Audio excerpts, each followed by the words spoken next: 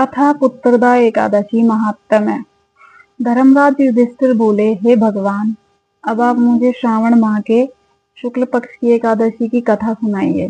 इस एकादशी का नाम तथा इसकी क्या विधि है तो सब कहिए। श्री मधुसूदन बोले, हे राजन, अब आप शांति पूर्वक श्रावण माह के शुक्ल पक्ष की एकादशी की कथा सुनिए। इस कथा के श्रवण मात्र से ही वाजपेयी यज्ञ का फल मिलता है। द्वापर युग के प्रारंभ में महिष्मती नाम की नगरी में महिजीत नाम का एक राजा पुत्रहीन था। वह सदैव चिंताग्रस्त रहता था। उसे वह राज्य दुखदायी प्रतीत होता था, क्योंकि पुत्र बिना इस लोक और परलोक दोनों में सुख नहीं है। राजा ने पुत्र की प्राप्ति के बहुत यत्न किए, परंतु वह निसफल गए। जब वह राजा वृद्ध होने लगा तो उसकी चिंता भी बढ़ने लगी। एक दिन उस राजा ने प्रजा को संबोधन करके कहा कि ना तो मैंने अपने जीवन में पाप किया और ना अन्याय पूर्वक प्रजा से धन एकत्र किया। ना मैंने कभी देवता और ब्राह्मणों का धन छीना है और ना किसी की धरोहर ली है। मैंने प्रजा को सदैव पुत्र की तरह पाला है। मैंने अपराधियों को पुत्र और बांधवों की तरह दंड दिए हैं। मैंने कभी किसी से राग द्वेष नहीं किया, सबको समान माना है। इस प्रकार धर्मयुक्त राज्य करने पर भी मैं इस समय महादुख पा रहा हूँ। तो क्या कारण है, मेरी कुछ भी समझ में नहीं आ रहा।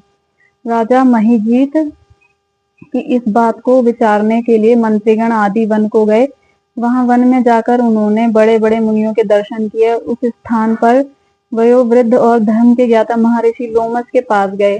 उन सबने जाकर महर्षि को यथा योग्य प्रणाम किया और उनके सम्मुख बैठ गए। उनसे विनय करने लगे कि हे देव, हमारे अहो भाग्य हैं कि हमें आपके दर्शन हुए।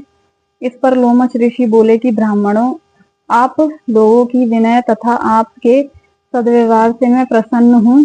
अब आप मुझे अपने आने का कारण बतलाइए। मैं आपके कार्य को अपनी शक्ति के अनुसार अवश्य ही पूरा करूंगा, क्योंकि हमारा शरीर ही परोपकार के लिए बना है, इसमें किंचित मात्र भी संदेह नहीं है। लोमस ऋषि के ऐसे वचन सुनकर सब बोले कि हे महर्षि, आप हमारी समस्त बातों को जानने को ब्रह्मा से भी अधिक हैं। महिष्मती नाम की पुरी में एक महिजीत नाम का धर्मात्मा राजा है। वह प्रजा को पुत्र की तरह धर्मानुसार पालन करता है, परंतु फिर भी पुत्रहीन है। इससे वह अत्यंत दुखी रहता है। हम लोग उस राजा की प्रजा हैं, क्योंकि प्रजा का यह कर्तव्य है कि राजा के सुख में सुख माने और दुख में दुख माने।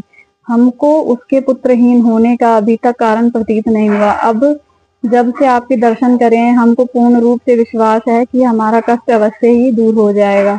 अतः अब आप हमको राजा के पुत्र होने का उपाय बतलाइए। इस पर लोमस ऋषि ने एक क्षण के लिए नेत्र बंद किए और राजा के पूर्व जन्मों को विचार करने लगे। विचार करके बोले, हे ब्राह्मणों, यही राजा पिछले जन्म में अत्यंत निर्धन था तथा बुरे कर्म किया करता था। एक गांव से दूसरे गांव को घूमा करता। एक दिन ज्येष्ठ मास के शुक्ल पक्ष की द्वादशी के दिन, जो कि 2 दिन से भूखा था, दोपहर के समय एक जलाशय पर पानी पीने गया। उसी समय की ब्याई हुई प्यासी गौ जल पी रही थी। राजा ने उसको प्यासी हटा दिया और स्वयं जल पीने लगा।